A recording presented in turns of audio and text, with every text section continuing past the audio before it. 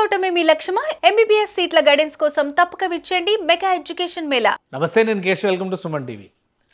ఆంధ్రప్రదేశ్లో అనూహ్యమైన రాజకీయ పరిణామాలు ఒక్కోసారి ఆసక్తిని రేకెత్తిస్తున్నాయి.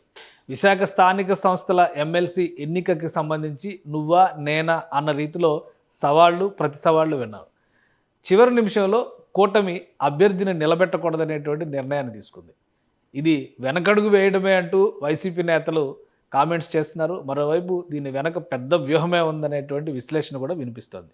వాస్తవానికి కూటమి ఎందుకు అభ్యర్థిని నిలబెట్టలేదు? అలానే ఏపీ రాజకీయాల్లో ప్రభుత్వం ఏర్పడిన తర్వాత జరిగినటువంటి పరిణామాలు తెలుగుదేశం పార్టీకి, కూటమిలోని పార్టీలకి ఏ విధంగా కలిసి వచ్చే అవకాశం ఉంది? ఈ అంశాలపైన విశ్లేషణ చూద్దాం. మనతో పాటు తెలుగుదేశం పార్టీ నేత ఉప్పలపాటి శ్రీనివాస్ చౌదరి గారు ఉన్నారు. శ్రీనివాస్ చౌదరి గారు నమస్కారం. శ్రీనివాస్ చౌదరి గారు, ఎందుకని విశాఖ స్థానిక సంస్థలకు? ఎందుకంటే ఆల్రెడీ శాసన మండలిలో చాలా తక్కువ బలం ఉంది అధికార పక్షానికి, కాబట్టి ప్రతి సీటు ప్రతి స్థానం కూడా ముఖ్యమైంది అని అనుకున్నారు. కానీ చివరి నిమిషంలో పోటీ పెట్టొద్దు అనేటువంటి నిర్ణయం తీసుకున్నారు. ఏంటి దీనికి కారణం ఏంటి? ఇందులో ఏమన్నా వ్యూహం ఉందా, లేదా వెనకడి కిందే చూడాల్సి ఉంటుందా? యశోగారు గారు, మొదట మీకు సుమన్ టీవీ ప్రేక్షకులకు నమస్కారాలు. విశాఖపట్నంలో పూర్తి స్థాయిలో స్థానిక సంస్థల ప్రతినిధుల ఎవరు కూడా మెజార్టీగా 800 పైచీలకు మంది ఉంటే అందులో మేజర్గా 600 పైచీలకు వైఎస్ఆర్సీపీ నాయకులు. సో గెలవటం అనేది మాకు గెలవటమే ధ్యేయంగా పెట్టుకుంటే నల్లేరు మీద నడుపు. అలాంటి గెలుపు మాకు వద్దు, ఉందాతనం రాజకీయాలు చేద్దాం, మనం కూడా సొసైటీకి మెసేజ్ ఇవ్వాలి. అయితే ఇప్పటి వరకు కూడా మేము కుటుంబ తరపున అభ్యర్థిని పెట్టాలని ఎప్పుడు ప్రకటించలేదు, చెప్పలేదు. అయితే ఆశాబాహులు కొంతమంది అనుకున్నారు, మేము మాకు అవకాశం ఇస్తే బాగుంటుందని డిస్కస్ చేశారు, మాట్లాడారు. ఆయా పార్టీల్లో బీజేపీలో కానీ, జనసేనలో కానీ, తెలుగుదేశంలో కానీ ప్రస్తావన తీసుకొచ్చారు, చూద్దామని ఆగిపోయారు. అయితే ఫైనల్ గా అందరూ మాట్లాడుకొని మనకు మెజార్టీ లేని చోట దాదాపు 160 పైచిలకు ఓట్లు మనం కొనాలి, ఆ కొనడం అంత సమంజసం కాదు, ప్రజాస్వామ్యానికి మనమే ఒక తప్పుడు మార్గం చూపించిన వాళ్ళు అవుతాం, బృందా రాజకీయాలు చేద్దాం అన్న ఆలోచనతోనే పక్కన పెట్టాం. అయితే బొత్స సత్యనారాయణ గారిని తీసుకొచ్చి ఎమ్మెల్సీ పెట్టడం అనేది కొంత ఆశ్చర్యం కలిగించింది. ఆయన కుటుంబ సమేతంగా పూర్తిగా ఓడిపోవడం, ఉమ్మడి రాష్ట్రంలో రాజశేఖర్ తర్వాత గొప్ప నాయకుడిగా పేరు తెచ్చుకోవడం, ఒకప్పుడు జగన్మోహన్ రెడ్డి కూడా విమర్శించాడు. ఆ తర్వాత ఆయన పార్టీలో పదవులు ఇచ్చాడు, మంత్రి పదవులు ఇచ్చారు.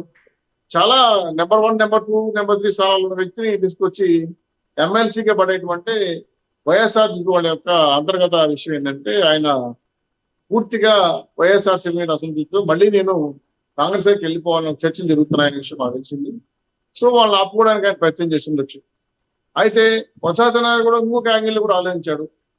ఊరకెళ్లే పోయిళ్ళు ఏదో ఒకటి చేతిలో పెట్టుకుని పోవడం వల్ల కొంత అధికార పార్టీలో గుర్తింపు ఉంటుంది, అధికారం ఉంటాయని కూడా ఆయన కూడా ఆలోచించాడు. అంటే అధికార పార్టీలోకి వస్తారా, కాంగ్రెస్ లోకి వెళ్తారా? లేదు సార్, మాకు కుటుంబంలోకి అయితే వైఎస్ఆర్సీపీ నుంచి ఎవరిని ఆహ్వానించట్లేదు. ఈ రోజు కూడా బాబు గారు చాలా క్లియర్ గా చెప్పారు, మేము ఆ పార్టీ నుంచి ఎవరు తీసుకోవటం లేదు, మేము డోర్లు తెరవట్లేదని చెప్పేసి. పైగా మాకు అవసరం కూడా ఏం లేదు. రెండో విషయం ఏంటంటే కుటుంబంలో ఉన్న మా ముఖ్యమైన నాయకులు మాట్లాడుతుంది ఏంటంటే విశాఖపట్నం అనేది ఒక పెద్ద దాదాపు క్యాపిటల్ ఉన్నటువంటి మంచి శాంతియుతమైన సిటీ. అది పూర్తి స్థాయిలో రాజధాని పెడతాం అని చెప్పి చాలా రియల్ ఎస్టేట్ కబ్జాలు జరిగాయి. వాటి మీద ఎక్కువ కాన్సన్ట్రేట్ చేసి మళ్ళీ పూర్వ విశాఖను తీసుకొచ్చి పెట్టాలి, శాంతియుతంగా ఉండాలి. ఇప్పుడు ఎవరైతే స్థానిక సంస్థలు ఎన్నికబాడిన ఉన్నటువంటి కార్పొరేటర్లు కావచ్చు, సర్పంచ్లు కావచ్చు, అనేక మంది మిత్రులు చాలా సందర్భంగా ప్రస్తావించారు, మేము వచ్చేస్తామని చెప్పి ఊకుమడిగా. అసలు కార్పొరేట్ లో చిలిక్ కూడా తీసుకొచ్చారు, మేము 40 మంది వస్తున్నామని చెప్పి. దాన్ని మేము సున్నితంగానే లేదు, రిజైన్ చేసి రండి, రిజైన్ చేసి గెలవండి అనే మాటతో ఫుల్ స్టాప్ పెట్టాం. ఏదేమైనా సరే జగన్మోహన్ రెడ్డి గారికి మాత్రం పార్టీ నడపడం అంత ఈజీ కాదండి. విశాఖపట్నంలో ఉన్న ప్రతినిధులు ఇప్పుడు గెలిపిస్తారని అంటే మీకు బలం లేకపోయినా కానీ స్టాండింగ్ కౌన్సిల్ విషయంలో క్లీన్ స్వీప్ చేసింది కూటమి. ఇక్కడ ఎందుకు అక్కడ వర్కౌట్ అయింది, ఇక్కడ ఎందుకు వద్దనుకోవాల్సిన పరిస్థితి వస్తుంది? ఇందులో ఏదో వ్యూహం ఉంది, ఉద్దేశపూరితంగానే వెనకడుగు వేశారు. ఒకవేళ స్వతంత్ర అభ్యర్థికి ఏమన్నా కూటమి పెద్దలందరూ కూడా మద్దతు ఇచ్చే అవకాశం ఉందా? కూటమిలో వ్యూహం ఉంటుంది, అది మేము చెప్పకూడదు కూడా, అది మంచి పద్ధతి కూడా, మాకు అధికారాలు లేవు. అయితే ఇక్కడ నిగూఢంగా ఉన్న అంశం ఏంటంటే జగన్మోహన్ రెడ్డి గారు అనే వ్యక్తి చేసిన పాలిటిక్స్ ని మళ్ళీ మనం ఆంధ్రాలో చేయకూడదు. మనకు 164 సీట్లు ఇచ్చింది సేవ చేయడానికి, అధికారం చెలాయించడానికి కోసం కాదు. అలాగే ప్రతినిధులు కొనడం, అమ్మడం అనేది గతంలో చేసిన తప్పులు మనం చేయకూడదు. ముందా రాజకీయాలకు వెళ్ళాలని ఆలోచనతో కుటుంబ అభ్యర్థులు నిలబడడం, 2 ఆదర్శంగా ఉండాలని కూడా ఆలోచన కూడా ఉంది. దాంతో మేము ఎప్పుడైతే నిలబెడతామో మా ఆశాబాహులు మాట్లాడడంతో చాలా బేరాలు మాట్లాడేశారు అప్పుడే, మాకింత మీకింత. ఇవన్నీ కూడా మాకు ఒకసారి పరిగణలో తీసుకున్నాం. వీళ్ళు క్యాంప్ రాజకీయాలు, అసలు జగన్మోహన్ గారు అయితే ఏకంగా మలేషియాకి తీసుకెళ్ళాలని అని కూడా అనుకున్నాడు.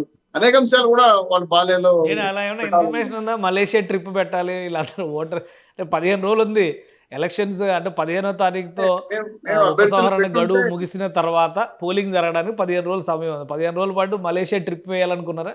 మేం కాదు సార్, జగన్మోహన్ అనుకున్నారు.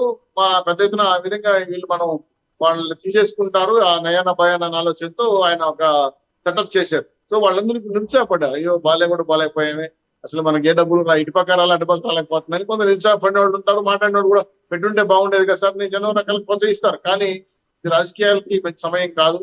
60 రోజులైంది పార్టీ అధికారంలోకి వచ్చి. సో కూటమి కూడా మాకు ముందు చాలా బృహత్తరమైన కర్తవ్యాలు ఉన్నాయి. ఎమ్మెల్సీ అనేది ఒక చిన్న పాయింట్, దాన్ని ఖచ్చితంగా మేము ఎక్కడో చోట ఇంతకన్నా మించి సీట్లు గెలిచే అవకాశాలు ఉన్నాయి. కాబట్టి 100కి 100 పాళ్ళు విశాఖపట్నంలో జరుగుతున్న అంశాలన్నీ కూడా చాలా చక్కగా తెలుసుకున్న తర్వాత ఒక విషయం, ప్రతిపక్షానికి ఈ నిర్ణయం వలన బలం పెరుగుతుందా పెరగదా? ఎందుకంటే ఆల్రెడీ జగన్మోహన్ రెడ్డి గారు ఇవాళ కామెంట్ చేశారు, మనందరం ఒక తాటిపైన ఉండడం వలన భయపడింది కూటమి నాయకత్వం, భయపడింది కొత్తగా 60 రోజుల క్రితం ఏర్పడినటువంటి నాయకత్వం భయపడింది కాబట్టి వెనకడుగు వేశారు అంటున్నారు. ఏం చెప్తారు సమాధానం? పులి కూడా వేటాడే ముందు ఒక అడుగు వెనకేస్తారు. అయ్యో వెనకెళ్ళిపోతుంది భయపడితే ముందుందా వేట? ఇన్ఫ్రంట్ ఆఫ్ క్రొకోడైల్ ఫెస్టివల్, అందులో చాలా వ్యూహాలు ఉన్నాయి. మీరే అన్నారు, కొంత గెస్ చేశారు. అది నేను చెప్పకూడదని ఎందుకు చెప్తున్నానంటే, నిగూఢమైన ఎత్తుగడలు ఎలా ఉంటాయంటే ప్రత్యర్థులు చిత్తు చేయడానికే ఉంటాయి. నాకు తెలిసి 2029లో వైఎస్ఆర్సీపీ పార్టీ ఉండదు, ఓపెన్ గా చెప్తున్నా. ఎందుకంటే ఇప్పటికే ఆయన పార్టీలో చాలా మంది ఎమ్మెల్యేలు వేరే వైపు చూస్తున్నారు, ఎంపీలు ఇంకో వైపు చూస్తున్నారు.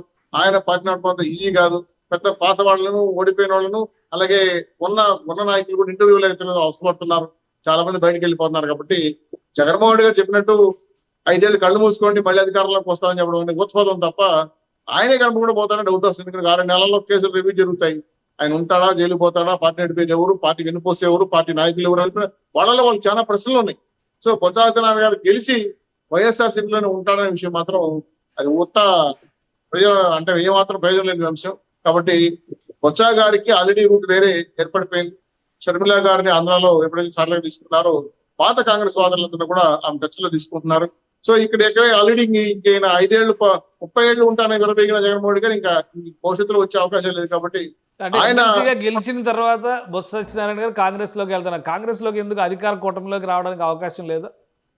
అధికార కూటమిలోకి మా వాళ్ళు ఎవరు ఇంట్రెస్ట్ పెంచలేదు సార్. ఎందుకంటే మేము వైఎస్ఆర్సీపీ నాయకులు తీసుకోకూడదని పాలసీ పెట్టుకున్నారు. కాబట్టి ఆయనకు కూడా ఇష్టమైన ప్లాట్ఫామ్ కాంగ్రెస్, ఆయన అక్కడి నుంచి వచ్చిన వ్యక్తి కాదు. సో ఆయన ఇంట్రెస్టింగ్ ఏంటంటే భవిష్యత్తు నెక్స్ట్ మాకు అట్లే బెస్ట్ ఏమో.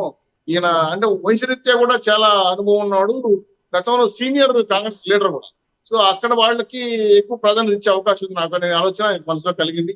సో తమ్ముడు, భార్య, ఇతర ఆయన అనుభవాలు కూడా ఇంక జగన్మోహన్ రెడ్డి గారు లేయడం అనేది చాలా కష్టము, మనం వేరే దారి చూసుకుందాం ఆలోచనతో డిస్కస్ చేశారు. కాబట్టి ఆలోచనతో ముందుకెళ్తాం. వైజాగ్ లో మిత్రులు చాలా మంది మాడినప్పుడు కూడా పార్టీ పెట్టుంటే కూటమి గెలుచుండే వాళ్ళు, కాకపోతే చాలా పైరువీలు చేస్తుండాలి, ఖర్చుతో కూడిన వ్యవహారం, వైఎస్ఆర్సీపీ క్యాంప్ రాజకీయాలు ఎదుర్కో ఉండాలి. ఇవన్నీ ఆ చిన్న ఎమ్మెల్సీ పోస్ట్ కి జగన్మోహన్ గారు చేస్తున్న ప్రయత్నం బొత్స గారిని బలి చేయడం తప్ప ఇంకేం లేదు. కాబట్టి అందులో కూటమికి ఇంకా ఇన్ ఫ్యూచర్ మాకు ఇంకా చాలా రోజులు ఉంది. కాబట్టి భవిష్యత్తులో మంచి రాజకీయాలు చేద్దాం, నాణ్యమైన రాజకీయాలు చేద్దాం, ప్రజలకు ఆదర్శంగా ఉందాం అని చెప్పి సేవాదులు కోరుకుపోతున్నాం. విశాఖ మీద డెవలప్మెంట్ ప్రోగ్రామ్స్ తప్ప ఇటువంటి దుర్మార్గ రాజకీయాలకు తరలేకూడదని ఆలోచనతోనే కూటమి హుందాగా రాజకీయాలు చేద్దామని ఆలోచిస్తే special discussion. Keep watching. Suman టీవీలో మీ పర్సనల్ అండ్ బిజినెస్ ప్రమోషన్స్ కోసం కింది నెంబర్కి కాంటాక్ట్ చేయండి.